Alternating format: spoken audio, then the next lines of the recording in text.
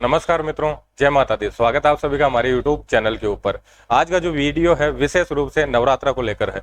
नवरात्रि में हम माँ भगवती है, उनके अलग अलग स्वरूप है, उनके अलग अलग जो प्रारूप है, उनको अपन अपनी जो विशेष इच्छाएं, अपनी जो विशेष मनोकामना है, उनके लिए अपन पूजा करते हैं।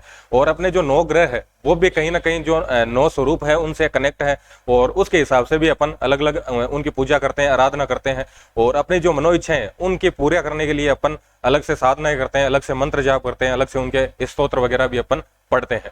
लेकिन जो ये वीडियो है इसके अंदर मैं बताने वाला हूं कि आपके जो कुंडली का जो चौथा घर है उसको कहीं ना कहीं अपन मातृ भाव बोलते हैं, या फिर चौथे घर की जो एनर्जी है, कहीं ना कहीं माँ की एनर्जी उसके अंदर अपन देखते हैं। क्योंकि कालपुरुष की जो कुंडली है उसमें चौथे घर को रूल करती है कर्क राशि, और कर्क राशि है उसके प्रतिनिधित्व करता है वो है आपके चंद्रदेव। चंद्रमा को अपन माता का स्वरूप लेते हैं। यानी कि अपन ये मान सकते हैं कि चौथे घर को अगर सुधारना है तो कहीं ना कहीं उसमें माँ की जो एनर्जी है वो पॉजिटिव चाहिए।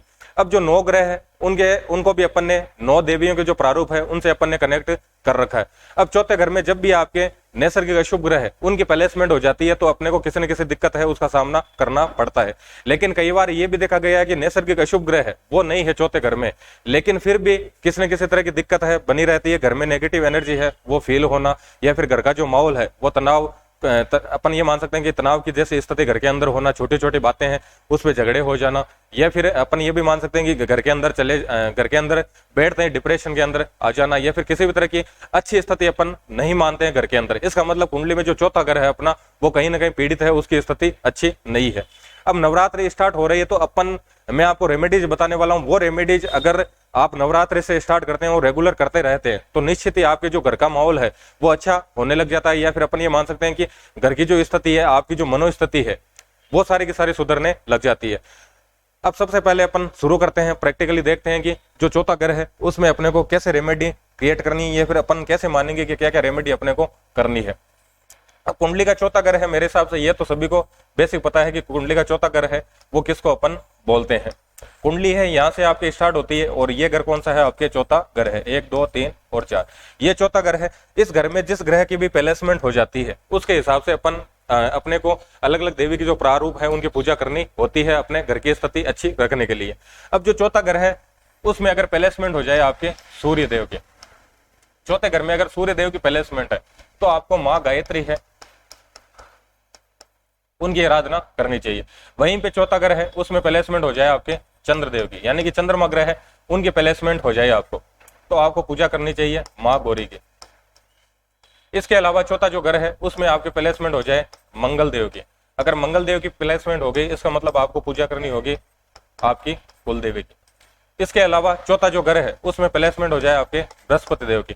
बृहस्पति देव की प्लेसमेंट है, गुरु की प्लेसमेंट है, तो आपको माँ तारा है उस स्वरूप की आपको आराधना करनी होगी।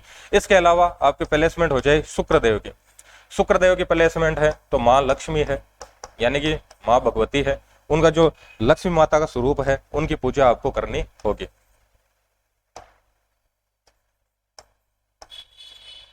इसके अलावा शुक्र के अलावा आपकी प्लेसमेंट हो जाए शनिदेव की। शनिदेव की प्लेसमेंट अच्छी नहीं मानते अपन, शनिदेव की प्लेसमेंट हो जाए तो आपको माँ काली का जो स्वरूप है, काली मैया की आपको पूजा करनी होगी। इसके अलावा प्लेसमेंट हो जाए आपके बुध देव की। बुध देव की प्लेसमेंट है तो आपको माँ सरस्वती है उनकी आराधना करनी चाहिए। इसके अलावा आपकी प्लेसमेंट हो जाए राहु देव की। राहु देव की अगर प्लेसमेंट है तो राहु देव के लिए आपको पूजा करनी चाहिए माँ दुर्गा की। इसके अलावा आपके प्लेसमेंट है केतु देव की। केतु देव की अगर प्लेसमेंट है तो आपको माँ चामुंडा है उनकी पूजा करनी चाहिए।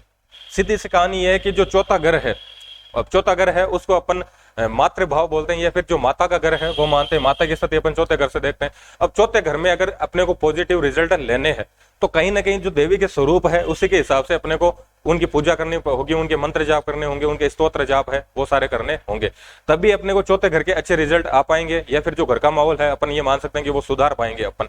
अब आपको देखना है कि सीधे सीधे से कि आपके चौथे घर में कौन से ग्रह की प्लेसमेंट है। अगर ये कहानी समझ में आ गई आपको तो आप अपने जो घर का माहौल है वो सुधार सकते हैं, आपकी मनोस्थिति है वो सुधार सकते हैं।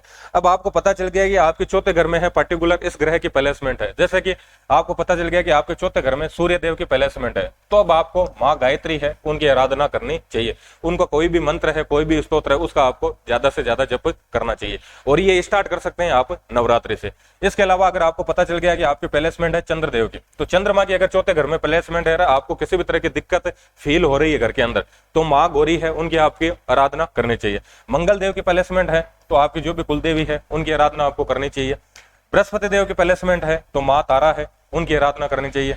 शुक्र देव की प्लेसमेंट है तो माँ लक्ष्मी का जो स्वरूप है उनकी आपको आराधना करनी चाहिए। शनि देव की प्लेसमेंट है तो काली माता की यानी काली मैया की आपको आराधना करनी चाहिए।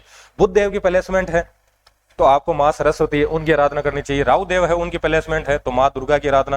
केतु देव की प्लेसमेंट है तो माँ चामुंडा है उनकी आराधना करनी चाहिए, क्योंकि जो चौथा घर है कहीं ना कहीं में उसमें जो एनर्जी है वो मातृ भाव की एनर्जी है, और चौथे घर को अगर अपने को सुधारना है, यानी कि अपने को अपने घर का माहौल सुधारना है, अपनी मनोस्थिति सुधारनी, अपने सोच विचार की स्थिति सुधारनी है, ये सारी चीजें अपने को एनर्जी है उसकी अच्छी एनर्जी चाहिए अपने को। अपन ये मान सकते हैं कि ये सारी चीजों से जो नेगेटिव चीजें हैं उनसे अगर अपने को निजात चाहिए, तो सबसे पहले अपने को देखना होगी कि चौथे घर में पर्टिकुलर किस ग्रह की प्लेसमेंट है। अगर किसी भी ग्रह की प्लेसमेंट नहीं है तो ये भी हो सकता है कि 10वें घर में जिस ग्रह की प्लेसमेंट है, ये ग्रह है, इनमें से कोई भी ग्रह आपके 10वें घर में हो सकता है, तो वो सीधी दृष्टि डालेगा आपके चौथे घर पे, वो देख लीजिए। या फिर कोई भी राशि है जिस राशि के स्वामी बन रहे वो राशि देख लीजिए।